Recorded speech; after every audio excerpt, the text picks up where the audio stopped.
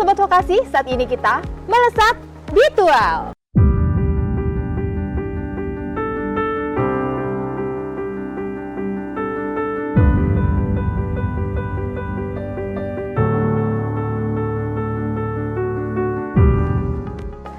Nah, Sobat Vokasi, ada yang berbeda pada podcast kita kali ini karena saat ini kita sudah berada di ujung paling timur program Melesat. Ada yang tahu ini di mana? Ya, sekarang kita ada di Politeknik Perikanan Negeri Tual di Maluku Tenggara, tepatnya di lab mereka di laut. Nah, untuk Sobat Vokasi jika mendengar bunyi deburan ombak atau suara angin, ya Sobat Vokasi bukan cuma hanya ngedengerin kita ngobrol bersama narasumber, tapi juga kita healing tipis-tipis nih Sobat Vokasi. Sekarang kita akan membahas pengabdian masyarakat dengan judul PKM Pemasaran Produk Olahan Kelompok Sibit Kabupaten Maluku Tenggara. Pengabdian masyarakat ini diketuai oleh Bapak Roberto Mario Kabi Teniwood. Saat ini saya sudah bersama dengan Bapak Roberto Mario Kabi Teniwood sebagai Ketua Pengabdi. Selamat pagi Pak Roberto. Selamat pagi Mbak Rini. Pagi, saya manggil apa nih Pak? Nih biar enak nih Pak. Bisa dipanggil Pak Rio aja bisa. Pak Rio ya, baik Pak Rio. Dekat. Baik, Pak Rio hari ini sehat ya Pak ya? Puji Tuhan sehat. Gimana kabar Mbak Rini? Saya sehat Pak, Alhamdulillah. Wah, saya dengar penerbangannya gimana kira-kira? Untuk penerbangan ke sini cukup lama ya Pak ya, karena menempuh jarak yang luar biasa. Memang betul sekali kalau penerbangan dari Jakarta ke sini tuh menempuh kurang lebih 5 jam itu kayaknya. 5 jam, iya. Jadi, tapi terbayar Pak dengan view yang sebagus ini. Iya, kita kan kebetulan di laut jadi ya kelihatan bagus ya. Betul Pak. Baik. Suasana di sini. Iya. Suasana di Jeti namanya. Baik, ini berarti kita posisi sudah ada di jetinya Politeknik ya Pak ya? Iya, betul sekali. Baik, Pak Aryo, kita ngobrol-ngobrol sedikit ya Pak ya mengenai pengabdian masyarakat yang Pak Aryo ambilin ini Pak. Baik. Boleh dong Pak diceritain untuk pengabdian masyarakat ini sendiri Pak? Oke, baik. Pengabdian ini pertama muncul pada tahun 2022.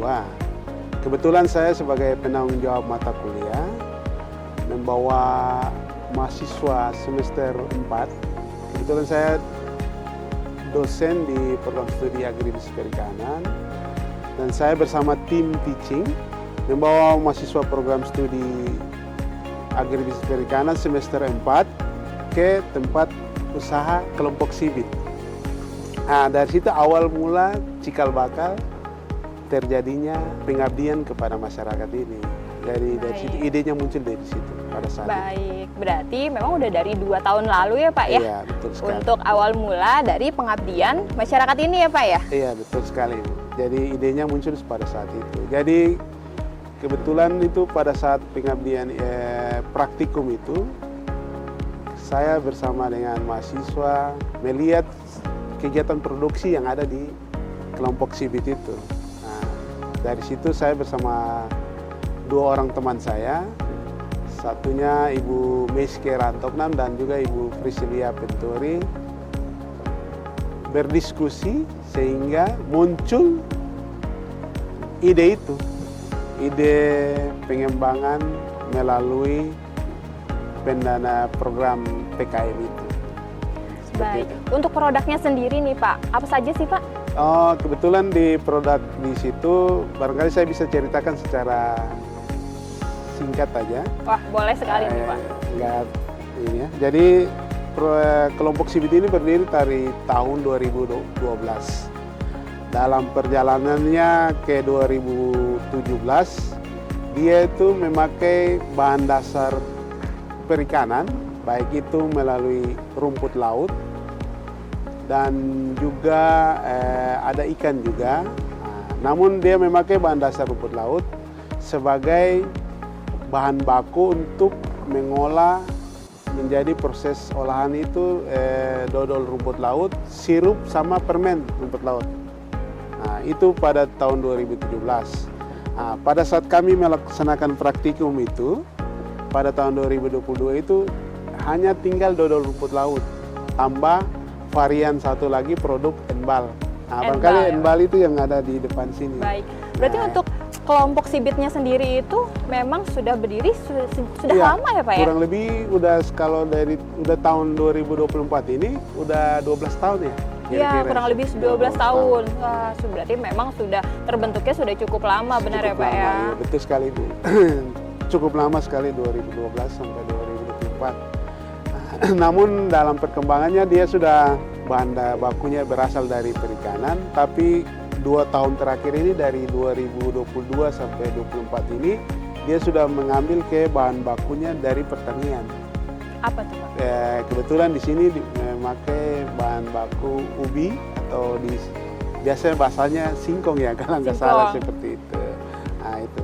Jadi kebetulan yang dipampang di depan ini atau ditaruh di depan ini adalah salah satu produk olahan pertanian yang dikembangkan oleh kelompok Sibit itu. Pak, saya tuh pernah dengar Pak, kalau di Maluku ini terkenal dengan singkong racun, benar nggak Pak? Iya betul. Barangkali saya bisa ceritakan sedikit. Jadi singkong racun itu pas tumbuhnya aja sebenarnya. Tapi pada proses pengolahannya menjadi tepung ataukah dalam bentuk enbal itu sudah terkuras habis. Apanya tuh Pak? Ya, jadi terkurasnya seperti pada saat proses pengempresan ya apa? Dipres ya Pak Dipres ya? Itu kurang lebih memakan 2 sampai 3 hari sehingga saat yang dikatakan tadi seperti cyanida seperti itu udah terbuang semua. Oh seperti itu. Jadi karena gini sih, kalau Pak, dikonsumsi aman kayaknya seperti itu. Oh gitu. Iya karena saya juga sedikit-sedikit ngedenger nih Pak, kalau di Maluku itu terkenal dengan singkong racun dan memang mengandung zat cyanida. Itu berarti benar ya Pak ya? Iya memang seperti itu. Tapi kami di sini memakai enbal itu sebagai bahan makanan pokok. Itu bisa menjadi pengganti nasi seperti itu. Pak Rio, untuk pengabdian masyarakat ini untuk pelaksanaannya tuh dari kapan dan berapa lama Pak? Pengabdian kami ini udah dimulai dari tahun 2023, persisnya pada bulan Mei. Bulan Mei itu kurang lebih bulan Mei sampai medio atau pertengahan bulan Desember tahun 2023. Nah, jadi pada saat pengusulan kami itu awalnya kan Januari, pengusulan proposal pengabdiannya masyarakat ya Pak? Itu Januari, dan pada saat pelaksanaan penandatanganan kontrak oleh direktur bersama dengan tim pengabdi dan juga di situ ada tim peneliti juga, itu pada bulan Mei. Maka itu kami terhitung dari bulan Mei. Baik, berarti untuk prosesnya sendiri memerlukan waktu beberapa bulan ya Pak ya? Kurang lebih 8 bulan. Untuk prosesnya sendiri itu seperti apa Pak? Iya, baik, saya bisa jelaskan dari pentahapan 8 bulan ini sendiri. Dari 8 bulan itu kami melaksanakan kurang lebih 5 kegiatan. 5 kegiatan penting yang kami sudah lakukan pada periodisasi 8 bulan itu. Kurang lebih yang pertama kegiatan penyuluhan. Kegiatan penyuluhan, lalu kegiatan pelatihan, lalu pengadaan sarana dan prasarana produksinya, lalu ada kegiatan monitoring dan evaluasi, dan juga kegiatan yang berikut adalah kegiatan yang bersama dengan masyarakat, pengadaan kegiatan redesign kemasan itu sendiri, kemasan itu itu sendiri. Pak Roberto bersama tim dengan kelompok Sibit itu ya Pak ya? Sibit, ya. Baik. Jadi 5 kegiatan itu yang dilaksanakan pada kegiatan 8 bulan itu. Baik, jadi adanya pelatihan untuk kelompok Sibit tersebut ya Pak ya? Iya. Baik.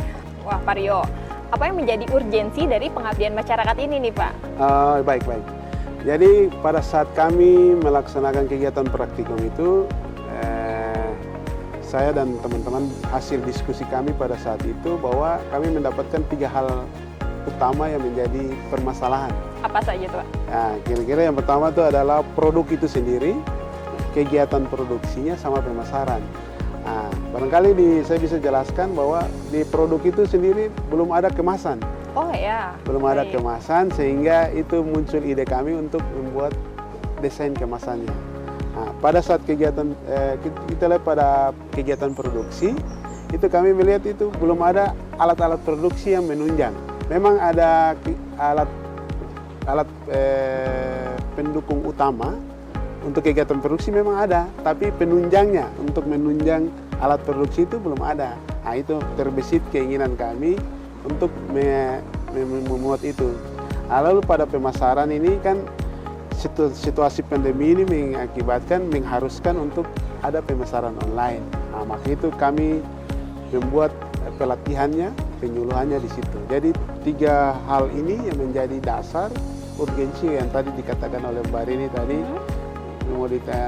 urgensinya, maka 3 hal ini menjadi urgensi yang setidaknya memberikan solusi dari pengabdian ini untuk itu. Baik. Untuk alat penunjangnya sendiri itu seperti apa, Pak? Ya, Yuk. baik.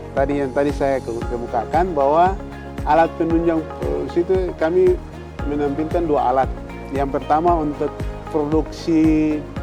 Kebetulan produknya kan ada 2 tadi yang saya sampaikan, dodol rumput laut sama embal. Nah, nanti kan embal kan ada variannya. Nah, untuk alat pendukung dodol itu kami membuat alat penjemurannya. Kalau di sini biasanya disebut dengan para-para. Para-para itu apa jadi, tuh, Pak? Nah, ini jadi menarik ini. Jadi itu seperti jenis tempat seperti ini. Nah, itu nanti dijemur itu rumput lautnya.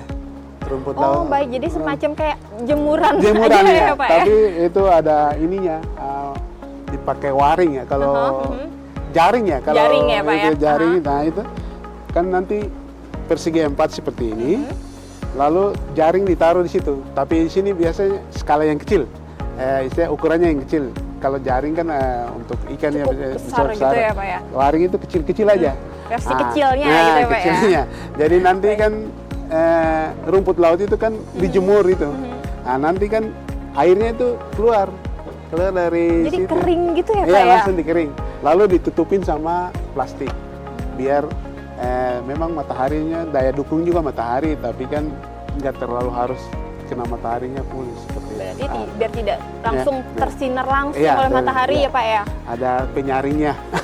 Jadi baik. lalu alat yang kedua yakni alat cetakan embal. Yang nantinya hasilnya seperti ini. Ya, seperti ini kan bisa dilihat Mbak Rini ya. Ini kan seperti loaf. Nah, itu bentuknya itu ya, Pak ya. Berarti memang itu. sesuai dengan cetakannya ya, Pak Iya, ya. betul sekali. Jadi ini hasil cetakannya. Jadi itu yang 2 alat produksi itu yang kami berikan sama kelompok Sibit, lalu disertai dengan pelatihan penggunaannya.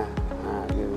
Selain itu juga ada hal pelatihan yang lain sih. Baik, jadi tidak hanya dari barang-barang saja yang diberikan, tapi Iya, juga ada disertai pelatihan. Penggunaannya, baik, ya. pemanfaatan. Pak Rio, untuk kelompok Sibit ini lokasinya di mana ya, Pak? Oh ya, baik Mbak Reni ya. Tadi saya lupa jelasin juga sebenarnya. Jadi lokasi Sibit ini sendiri, kelompok Sibit ini sendiri berada di desa atau Desa Laon. Kalau di sini kan nama desa kan udah diganti nama Ohoy. Ya. Oh gitu. Ya, jadi desa atau Ohoy Laon, tepatnya Kecamatan Kei Kecil, Kabupaten Maluku Tenggara. Nah, lalu kalau umpamanya kita ke sana tuh kan kita naiknya naik mobil. Dari kalau jarak tempuhnya tuh kurang lebih 15 kilo. Dengan kalau perkiraan waktunya ya, kalau nggak seperti di Jakarta ya, paling cepat ya 15 menit lah. Wah, kalau paling lama ya 20 menit ya. Itu masih cepat, bisa, dekat aja. masih terbilang dekat itu, Pak. Nggak sama seperti Jakarta ya. Berbeda dengan Jakarta, karena Iya, Jakarta betul. kan macet ya, Pak ya. Iya, betul Jadi yang bikin sekali. lama ya karena kemacetannya itu, Pak. Iya, betul sekali. Baik, Pak Rio, di sini untuk pengabdian masyarakat ini yang terlibat siapa saja sih, Pak, selain mitra? Oh ya, baik. Untuk mitra pihak-pihak yang terlibat ini, kebetulan saya ketua tim pengabdi. Saya dibantu oleh 2 dosen, kebetulan satu prodi juga sama saya, prodi agribisnis perikanan. Karena kan kebetulan judulnya kan pemasaran. Jadi kan kebetulan prodi saya ini kan konsentrasinya ke pemasaran. Maka itu kan saya pada usulan proposal itu kan saya pakai judul pemasaran produk olahan. Nah, seperti itu.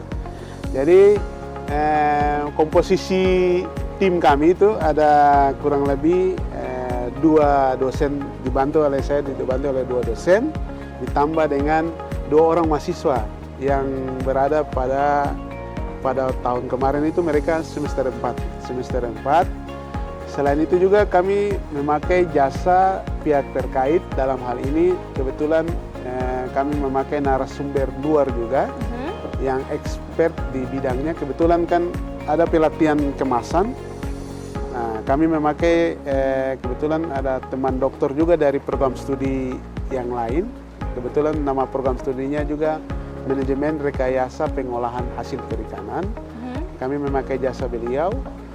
Dan juga untuk kegiatan SPP PRT, ya kalau singkatnya seperti itu, tapi kepanjangannya itu kan Sertifikat Produksi Pangan Industri Rumah Tangga. Nah, itu dikelola langsung oleh Dinas Kesehatan. Kebetulan kami memakai juga jasa dari Dinas Kesehatan. Kebetulan Dinas Kesehatan yang kami pakai di sini adalah Dinas Kesehatan Kabupaten Maluku Tenggara. Ya. Baik. Nah, untuk saat ini Pak, pemasarannya seperti apa nih Pak? Oke, baik ya. Sebelum kami melaksanakan pengabdian ini, pemasarannya itu masih ya seperti di kami di sini biasanya dari mulut ke mulut lah, seperti itu.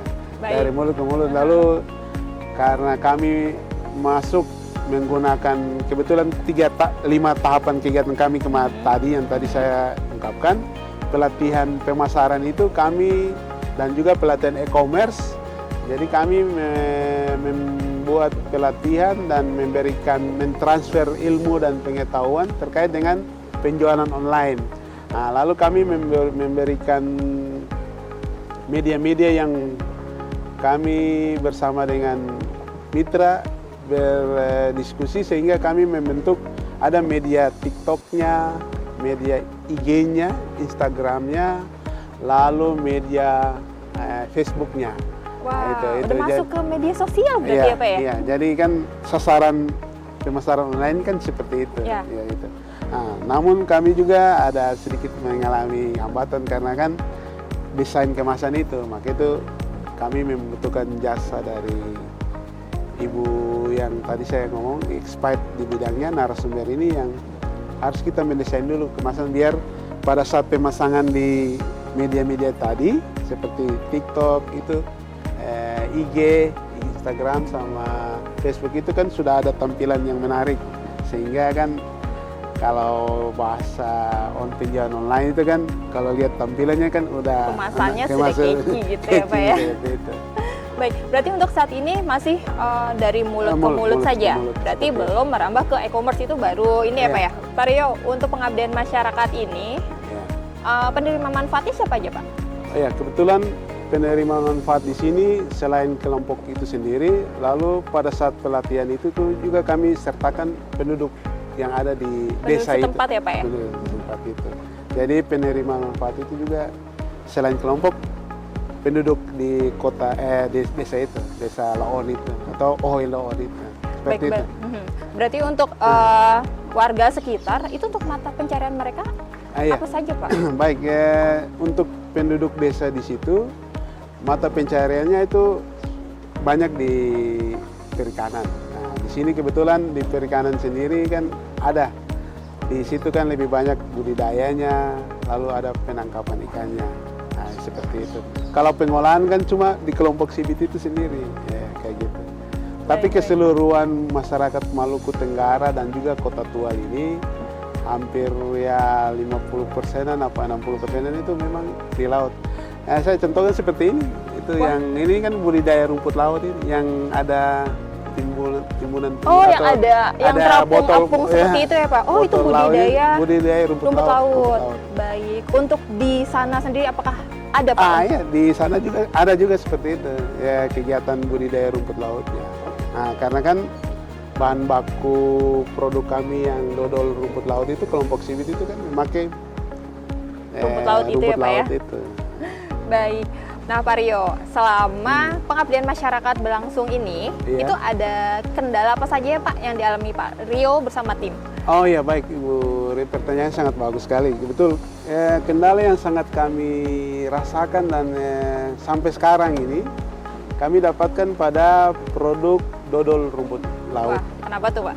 Ya, dodol rumput laut ini sendiri pada saat proses pembuatan dodol rumput laut ini kan ada memakai suatu bahan kimia. Nah, dan pada saat pemakaian bahan kimia itu sendiri, lalu kami mengadakan pengujian ke lab uji mutu yang berada di Bogor. Cukup jauh ya Pak ya untuk uji mutunya sendiri. Lalu hasilnya itu mereka mengatakan bahwa penggunaan bahan kimia ini itu terlalu over, dampaknya sangat istilahnya sangat tidak bagus lah, seperti tidak layak lah untuk dikonsumsi seperti itu. Baik. Nah, jika seperti itu ada solusinya nggak Pak? Nah itu, jadi kami sudah berdiskusi sama tim dan juga kami bersama dengan mitra, dalam hal ini kelompok Sibit, kami mengukakan solusi yakni bagaimana kalau bahan yang tadi, yang hasil pengujiannya itu berdampak yang itu, sehingga kami mengusulkan kalau bisa mencari bahan pengganti atau bahan yang biasa diambil dari ya di lingkungan sekitar ya, atau biasa dikatakan bahan alami lah seperti itu, sebagai pengganti bahan itu. Kami mencoba itu, tapi itu kan kembali lagi ke kelompoknya, apa bisa diterima apa tidak. Tapi kan kami sudah mengusulkan kalau bisa bahan alaminya yang ini kami sudah masukkan. Nah, tinggal dipertimbangkan aja, karena kan itu kan suatu kesatuan resep yang pembuatan dodol itu. Baik, berarti untuk bahan yang tadi yang dikategorikan ada bahan kimia, itu sudah ada solusinya Pak ya, dengan digantikan dengan bahan yang lebih alami agar lebih aman untuk dikonsumsi ya Pak ya. Betul sekali Mbak Reni. Baik, Pak, untuk pengabdian masyarakat ini sudah ada haki dan patennya belum nih Pak? Baik, barangkali saya perlu luruskan juga bahwa kami di pengabdian ini lebih kepada paten. Baik. Kalau haki ya barangkali lebih ininya stressingnya atau lebih konsentrasi fokusnya ke penelitian. Nah, kebetulan kami di pengabdian ini kami mengusulkan paten sederhana pada kemasan enbal ini. Jadi kan dalam tahapan kegiatan kami kan ada redesign itu kami mau mencoba aja, sudah tahap draft kepada sentra haki atau sentra KI ya, KI Politeknik Perikanan Agrikultural. Jadi sentra kekayaan intelektual Politeknik Perikanan Agrikultural yang kebetulan berkedudukan di unit penelitian dan pengabdian UPDM Polikan kami. Kami sudah membentuk draft ya, untuk mengusulkan ya. Nanti kami sambil menunggu proses selanjutnya seperti apa, seperti itu. Untuk pengabdian masyarakat ini sendiri Pak, apakah sudah dipublikasikan Pak Rio? Baik, kami untuk publikasikan kebetulan itu kan merupakan luaran wajib dari proposal skim pengabdian kami. Jadi kebetulan kami ini untuk luaran jurnalnya, jurnal pengabdian yang kami sudah usulkan dan terbitnya kurang lebih di bulan Juli ini. Juli tahun ini ya Pak ya? Juli tahun ini. Ya, karena kan menunggu antrian ya. Jurnal yang kami tuju ini jurnal Reswara di Universitas Dharma Wangsa di Medan. Di Medan jauh ya Pak ya? Iya, kebetulan jurnalnya ini kalau di Sinta 4 aja. Sinta 4 aja. Seperti itu. Jadi daftar antrian untuk publikasinya atau terbitannya di bulan Juli bulan depan. Juli bulan depan tahun 2024. 2024. Baik. Nah nih Pak Rio, tadi kan sudah diinformasikan untuk kelompok Sibit itu adanya pelatihan ya Pak ya? Iya betul. Jadi diberikan pelatihan sebelumnya. Nah sekarang nih Pak, untuk kelompok Sibit itu sudah menerapkan belum Pak untuk pemasarannya melalui media sosial nih Pak? Oh iya, baik. Jadi Mbak Rini ya, kebetulan kami dalam tahapan pelaksanaan itu kan ada pelatihan. Nah, satu pelatihan itu namanya pelatihan e-commerce, di mana pelatihan itu kami memberikan ilmu sekaligus menerapkannya juga terkait dengan e-commerce, lalu penjualan online menggunakan media sosial. Nah, jadi setelah kami melakukan kegiatan monitoring, evaluasi, mereka sudah mulai. Seperti contoh yang saya contohkan itu seperti pembuatan pembuatan dodol rumput laut. Mereka mengambilnya rumput laut di laut. Nah itu mereka videokan, ambil rumput lautnya yang mana, yang umur berapa. Nah itu di videokan. Begitu halnya juga dengan pembuatan enbal gula mentega sama pembuatan enbal keju ini juga. Mereka ke hutan, mereka memvideokan itu, mengambil enbal, lalu pengepresan itu memvideokan, lalu memisahkan enbal, membuat enbal dicetakan, itu mereka videokan, lalu mereka masukkan ke TikTok. Jadi TikTok pertama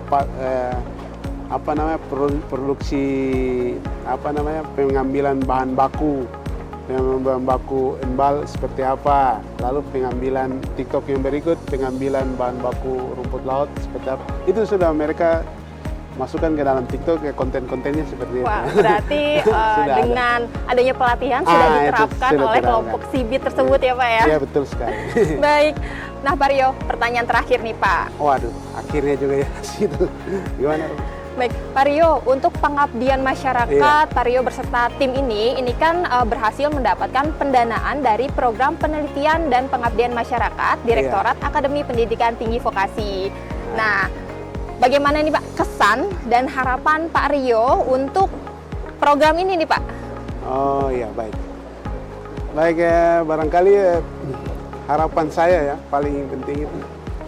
Tapi namun pertama saya harus juga berterima kasih kepada Kementerian, dalam hari ini Kemendikbudristek, dan terkhusus buat APTV.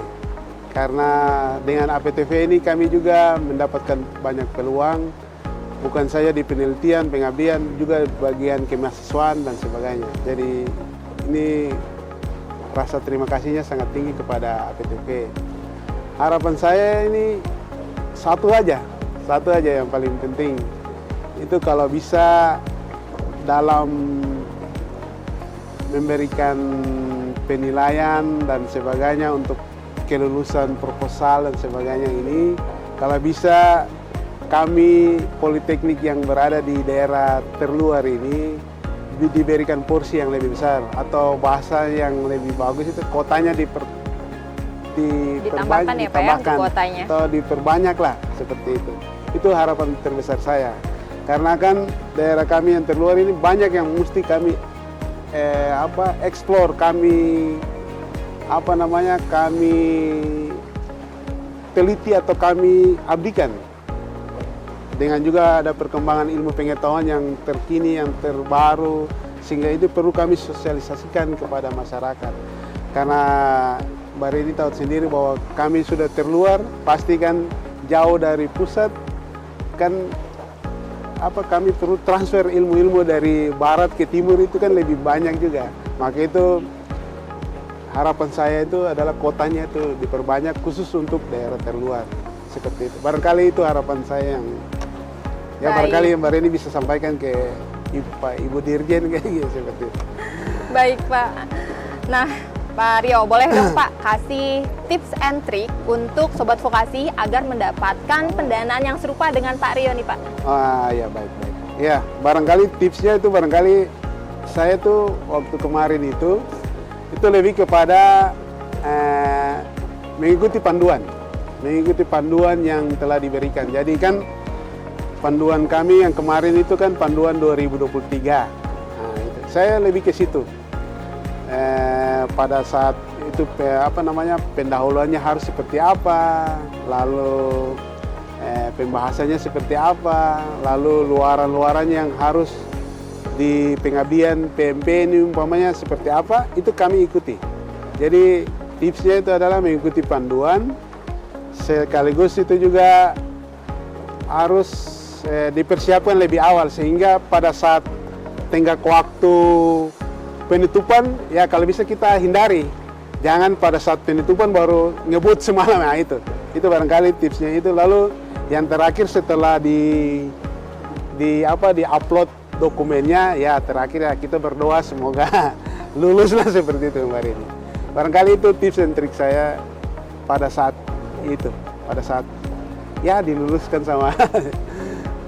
Baik, nah Sobat Vokasi, ternyata agar bisa mendapatkan pendanaan yang serupa dengan Pak Rio, tipsnya satu, harus sesuai dengan panduan ya Pak ya. Iya, betul. Dan untuk yang kedua, dipersiapkan lebih awal, jadi jangan mepet-mepet, wah deadline. Ya, betul sekali. Seperti itu ya Pak ya. Dan juga yang terakhir, tetap harus berdoa agar dilancarkan Iya. untuk pengajuan dari pengabdian masyarakat ini. Nah Sobat Vokasi, pengabdian masyarakat itu harus berdampak bagi masyarakat itu sendiri. Seperti pengabdian ini, mereka dilatih untuk memasarkan produknya agar produk tersebut bisa dikenal khalayak atau banyak orang, baik itu nasional maupun internasional. Baik Sobat Vokasi, terima kasih sudah menonton tayangan ini. Semoga konten ini memberikan inspirasi dan juga bermanfaat untuk Sobat Vokasi semua. Jangan lupa like, komen, dan subscribe. Sampai jumpa di episode selanjutnya di Melesat, melihat riset vokasi lebih dekat. Pak Rio, terima kasih banyak ya Pak ya. Oh, Mbak Rini. Pengalaman luar biasa saya bisa ke Tual ini Pak. Baik, terima kasih kembali juga sama-sama. Semoga tahun depan bisa ketemu lagi.